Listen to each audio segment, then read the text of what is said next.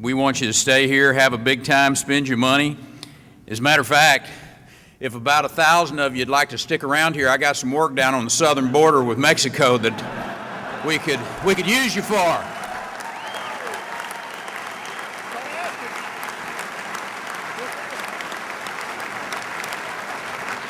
You know, unfortunately, we're getting about 20% of the Guard troops that have been designated for that work down along the southern border with Texas and Mexico. We've got about 64% of the border region. So I'm thinking they need some remedial math lessons in D.C. So, you know, during my time in the Air Force, I always learned that the squeaky wheel was the one that generally got the grease. So I'm going to keep calling for the Guard to keep coming down to do this job in the state of Texas, because I know it'll get done right.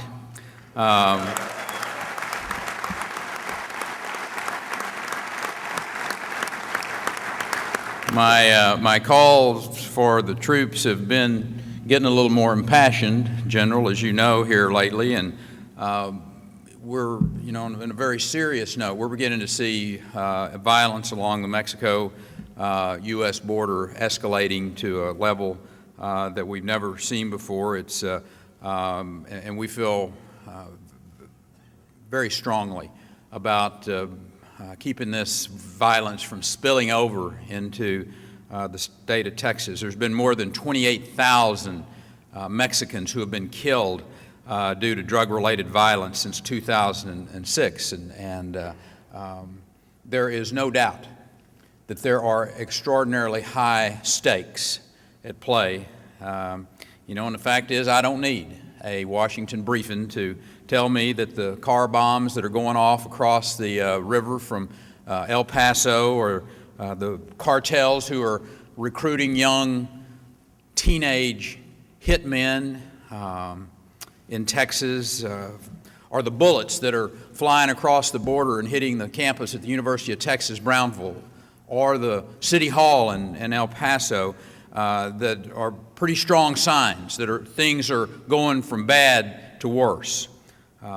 America needs swift action and sufficient resources to protect our border communities and the families that call those communities home. I truly believe that the National Guard is an essential part of that solution.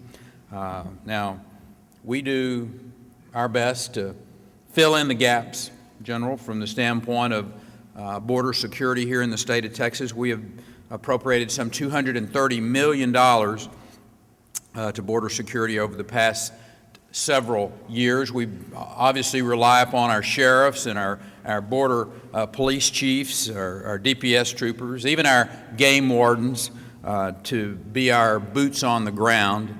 But I believe that the unique and the diverse capabilities of the Guard can bring to bear an essential part of our continued success against a threat that readily adapts to our methods of security.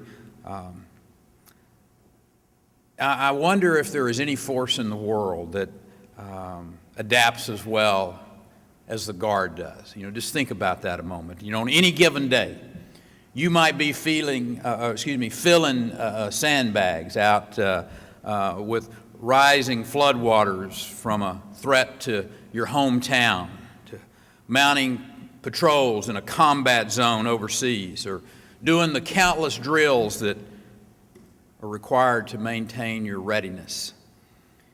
You know, there was a time, a long, long time ago, back when I was on active duty, that military folks might have used the term weekend warrior. That would have been a term to describe their counterparts in the Guard. We all know now that that's a real old term. Being in the Guard's pretty much a full-time gig. Military service isn't some switch you can just go flip up and it's on, flip off. There's something that motivates our fighting men and women, a devotion to a higher calling. In my mind, there is no higher form of public service than wearing the uniform of our country.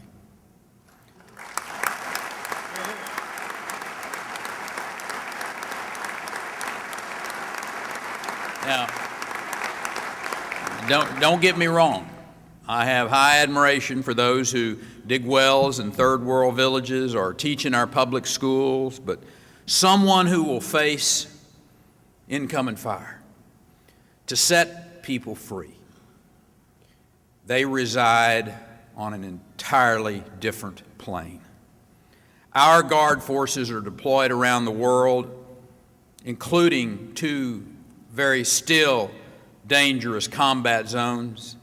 We're reminded of the amazing sacrifices our fighting men and women have made throughout our history so that oppressed people all over the world can breathe that rare air of freedom. I think of the Iraqis who have their index fingers still purple from the first democratic vote that they ever made. The first Afghan girls to publicly attend school in generations because American warriors were there to liberate them. I think back to the emaciated prisoners in Buchenwald who endured years of degradation and torture and abuse, and the relief they must have felt when their Nazi captors fled in the fear of Patton's mighty Third Army. Commentators have called the men and women who fought in World War II the greatest generation, and they were right to do so. However, this decade of engagement in the war on terror and our armed forces' high-level performance are introducing America to a new greatest generation.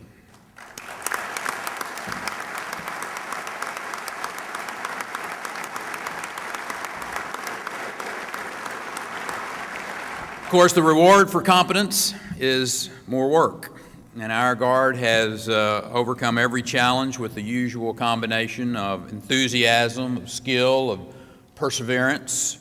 The demands of the Guard remain at a historically high level. America should muster a proportionate proportionate degree of support for the men and women who serve in the ranks. For example, I think it's time for folks mobilized in a Title 32 status to get credit for that time when it comes to the benefits of the post-911 GI Bill.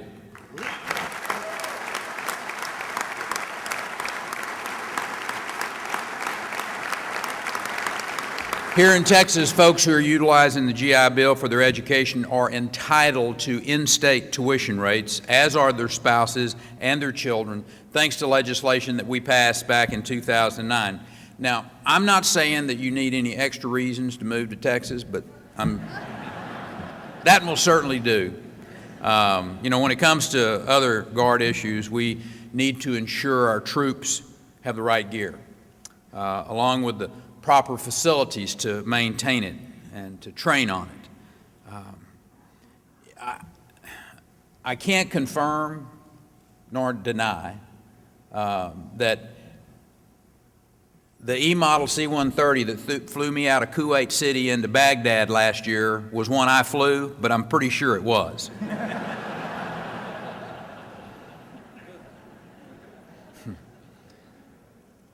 The fact is, I know there is a long list of gear and facilities that need updating and have for a long time. The buzzword out there is recapitalization, and it's definitely necessary in the Air Guard. It's just as necessary for projects all across the Guard world and facilities around the country. We also need to ensure we're accounting for the human cost of our military ventures, taking care of the young men and women when they return from combat. No one knows that better than you, that IEDs don't discriminate between active duty and guardsmen when administering a massive brain trauma. whether a returning veteran carries a visible wound or one that lies deeper below the surface. They deserve our support. As beneficiaries of their sacrifices, we all have a role to play in ensuring our veterans move smoothly from the field of battle to a life of dignity. During the last legislative session, Texas authorized measures to help returning veterans deal with PTSD. Also signed a bill that created mental health programs for veterans, including those in which veterans help each other, those peer-to-peer, vet-to-vet programs. I also work, yes, you. Also work with the legislature to help fund $5 million, and actually there was a supplemental $1.2 million from the state budget to expand mental health treatment and support programs for veterans and their families. Our veterans are also benefiting from the VA claims processing team that we put into place to help speed along the backlog that we were seeing at the VA offices across the state. Here in Texas, we are not only obligated to support our veterans and their families, we are honored to do it. In the months to come, I don't expect the pace of operations to slow down one bit. Afghanistan is going to continue to boil. Storm season is right now in the Gulf of Mexico. These challenges will demand the best of all of us, but it'll particularly demand the best of our Guard. But you got the benefit of some very principled leadership in General Mayorga. You have your fellow adjutant generals from across this country. They have support of organizations like the National Guard Association of Texas, the National Guard Association of the United States, under the principled leadership of Major General Bunting. As I look out across this room and I see people who put actions to their values, and I want you to know how much we appreciate you. The people of Texas highly admire what you do. No matter what your connection to the Guard, the fact remains you are making a difference in people's lives all around the world. You play a role in making our state and your respective states safer, projecting power around the globe, defending freedom. That is part of our country's DNA.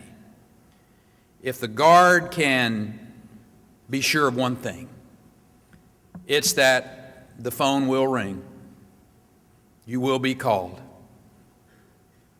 and your state and your nation will continue to rely upon you.